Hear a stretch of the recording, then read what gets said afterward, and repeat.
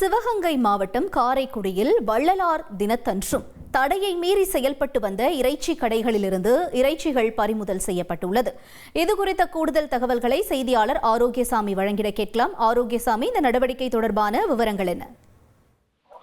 வணக்கம். சிவகங்கை மாவட்டம் காரைக்குடி மாநகராட்சிக்கு உட்பட்ட பகுதிகளில் வள்ளலார் தினத்தையொட்டி இறைச்சி விற்பனை தடை இன்று ஒரு நாள் மற்றும் தடை செய்யப்பட்ட இந்த நிலையில இன்னைக்கு ஆங்காங்கே, அதாவது கார்பரேஷனுக்கு இந்த முனிசிபாலிட்டிக்கு தெரியாம இவங்க விற்பனை செஞ்சாங்க. அதனால அதிகாரி நகர் நல அலுவலர் வினோத் ராஜ் அவர்கள் தலைமையிலான குழுக்கள் ஆங்காங்கே இங்கெல்லாம் இறைச்சி விற்பனை செய்யப்படுகிறார்களோ அங்கெல்லாம் சென்று அவர்கள் ஆய்வு செஞ்சாங்க. ஆனா குறிப்பிட்ட இடங்கள்ல மட்டும்தான் விற்பனை செஞ்சாங்க. அதாவது கிட்டத்தட்ட 25 கிலோ கோழி இறைச்சியும் 30 கிலோ ஆட்டு இறைச்சியும் பறிமுதல் செய்யப்பட்டது. அது மட்டுமல்லாமல் நெகிழி பொருட்கள், அதாவது பிளாஸ்டிக் பொருட்களும் பறிமுதல் செய்யப்பட்டது. அதோடைய மதிப்பு 10,000 ஆகும்.